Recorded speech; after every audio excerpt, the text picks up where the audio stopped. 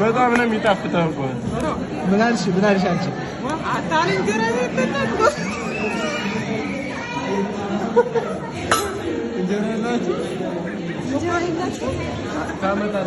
እንጀራ ልጋግራችሁ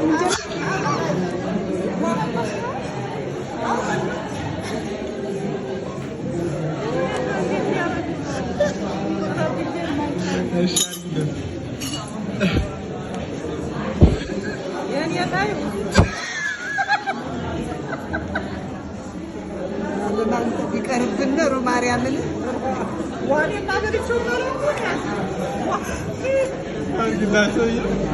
እንትናችሁን አነሳሱ። ይሄን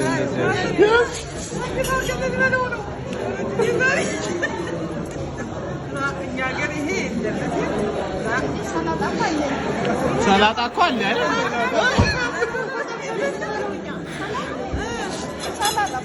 ጎበዝ አርጊው አይ ብሩ ሰላጣው አርግላችሁ ምንድን ነው አርግላችሁ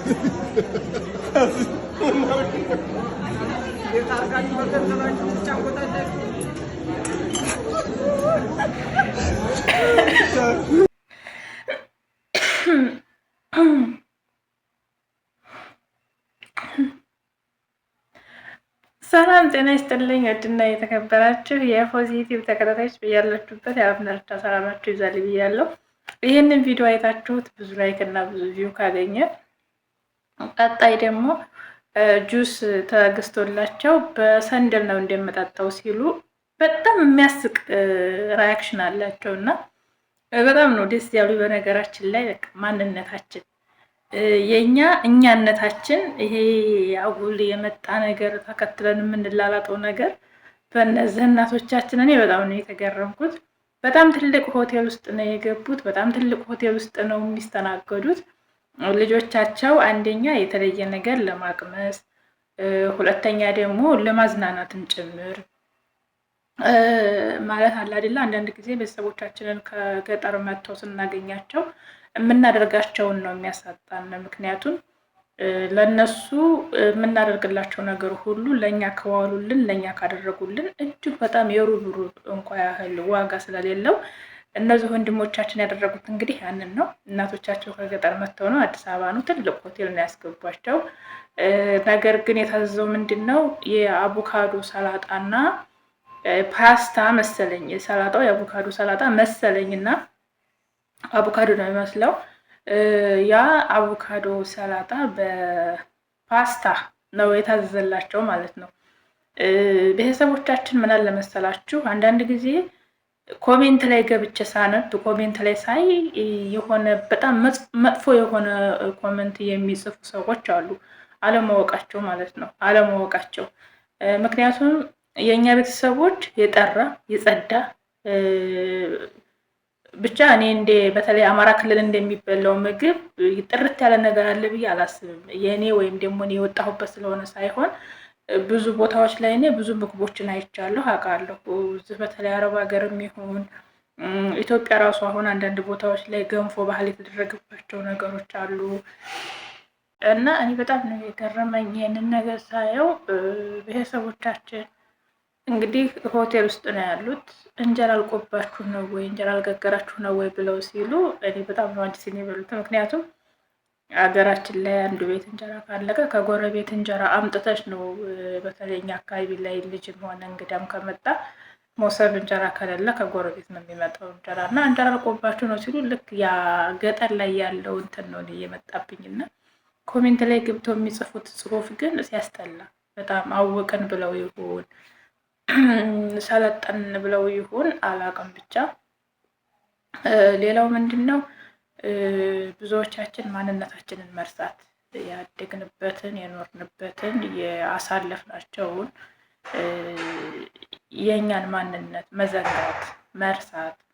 ምክንያቱም እኛ ማንነታችን የጠራ ጽድት ያለ አመጋገብ ነው። በተለይ በኢትዮጵያ የባህል ምግብ ቅድሚያ የሚነሳው እንጀራና ጣላ፣ ጠጅና የዶሮ ወጥ ቀይ ወጦች ናቸው በዋናነት። እነዚህ በየአይነቶች ናቸው፣ ያኔ ወጥ ነክ ነገሮች ናቸው በዋናነት የኢትዮጵያ ባህል ተብሎ በሙዚየም ደረጃ እንኳን የሚመዘገቡት እና ብዙ ቦታ ላይ ስትሄዱ እዛው ኢትዮጵያ ውስጥ ሆኖ የኢትዮጵያ የዛ የክልሉ ወይም ደግሞ የዛ የማህበረሰቡ ባህል ሆኖ እያለ ግን ልትመገቧቸው የማትችሏቸው እናንተን የማይቀበላችሁ ነገር አለ። ለምሳሌ አሁን ወደ ደቡብ ክልል እኔ ብዙ ጊዜ ኑሬያለሁኝ።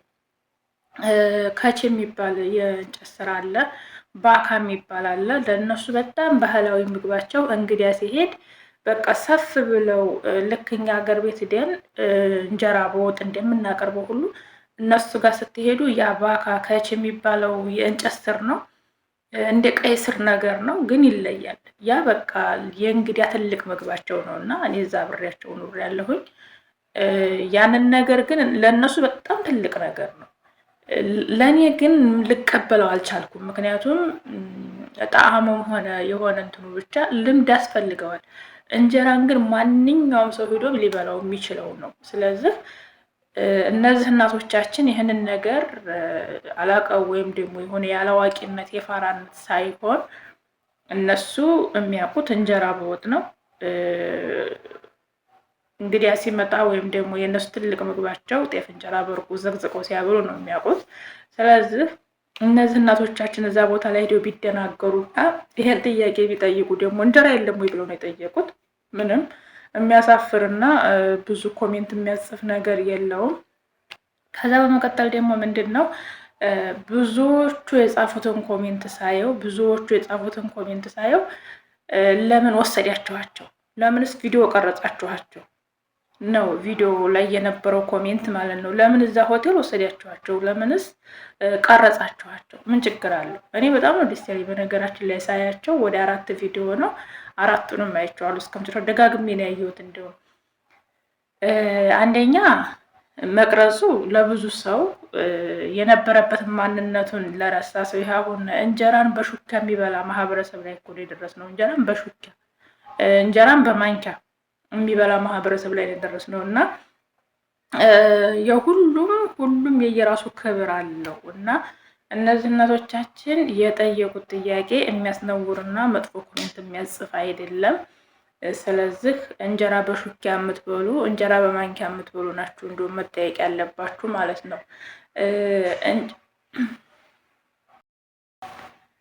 አረ ወይኔ እናቴ እንጀራው ስንት አይነት ነው ያለው ያለች አሉ ወደ ሳውዲ አረቢያ ከርማ ሄዳ እና እናቷ በቃ ልጅ መጣችልኝ ብላ በጋርዳ ምን የመሰለ ጤፍ እንጀራ ጋግራ ምናምን ጠበቀቻት እና እንግዲህ ነጮች እንጀራን እየጋገሩ በሚበሉበት ሰዓት አረ ወይኔ ይሄ ስንት አይነት ነው ያለው? 2 አይነት አይበቃውም እንደኛ ያለች አሉና እንደዛ ባትሞላቀቁ ጥሩ ነው። ገብስ ማበጠሪያ አምጣና ገብሱን አበጥረለት እንዳለችው እኛ ሀገርም እንግዲህ ገብስ እኛ ሀገር ታውቃላችሁ፣ ገብስ የሚበቅልበት ሀገር ላይ ገብሱ ሲደርስ የራሱ የሆነ ፀጉር አለው። በጣም ይዋጋል። በነገራችን ላይ ምርቅ አለው። ምርቅ ነው የሚባለው እና ገብስ መሀል ገብታ ወይኔ አባቴ የገብሱ ፀጉር አልተበጠረም፣ ማበጠሪያ አምጣና አበጥርለት ያለች አንዲት አለች እና እንደዛ ባትሆኑ ጥሩ ነው። የነበርንበትን ባንረሳ፣ በተለይ እናቶቻችን አጥብቀው ያዙት ባህላቸው አለ። ይሄ አሁን የመጣ እኔ አሁንም ቢሆን የፓስታ መኮረኒ የሚባሉ ምግቦችን ምግብ መስሎ አይታዩኝም። እንደውም አሁን ነው መብላት ራሱ ብዙ እንትን ያልኩት እንጂ ምንም ምግብ መስሎ አይታየኝም። ይሄ ፓስታ፣ ገንፎ፣ ይሄ መኮረኒ የሚባል ሩዝ የሚባል ምግብ እንደ ምግብ አልቆጥረውም እኔ በነገራችን ላይ እና ይሄንን ፓስታ በሰሃን ሙሉ ከምበላ 2 ጉራሽ እንጀራ በባላል እኔ በቃ በቂ ነው። ስለዚህ እናቶቻችንን ሲቀርጿቸውም ሆነ እናቶቻችን የተናገሩት ነገር ስህተት አለው ብዬ አላስብም።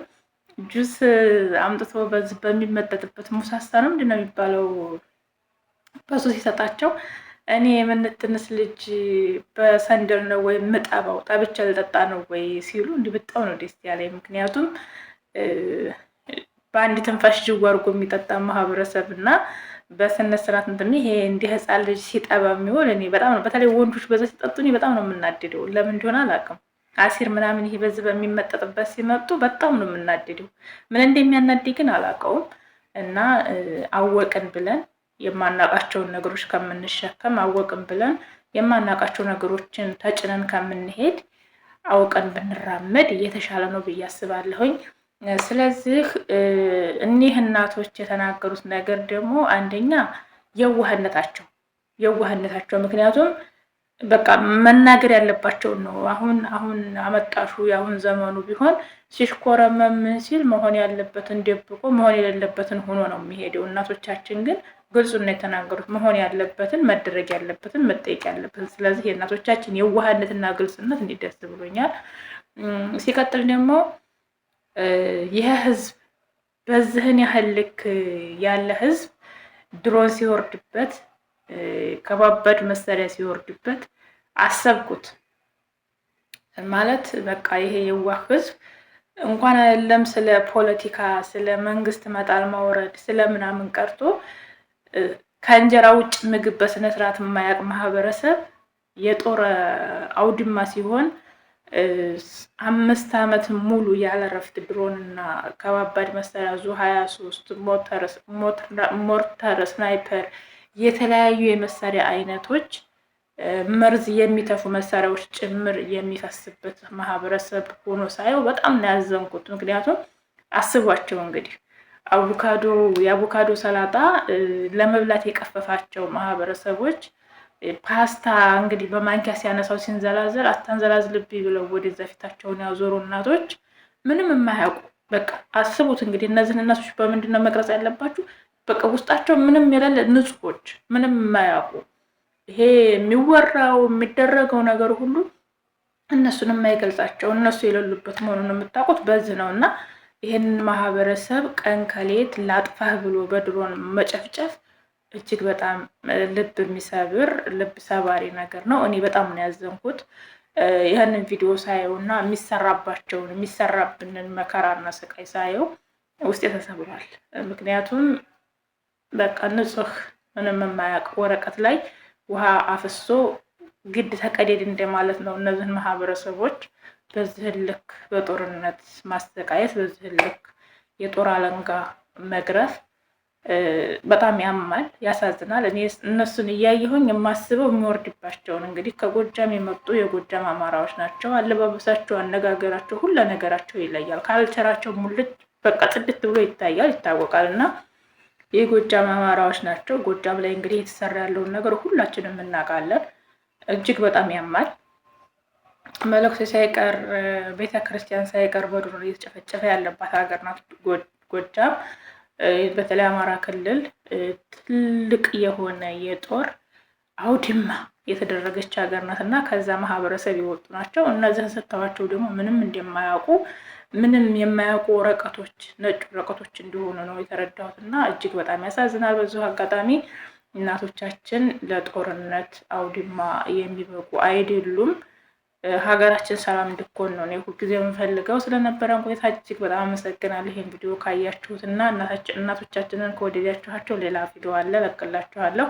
አደራ ባለ ቪዲዮ ግን ኮፒራይት እንዳትልክብኝ አደራህን። እንዲሁ እኔና እናቶቻችን አምረው ነው የለጠፍኩት።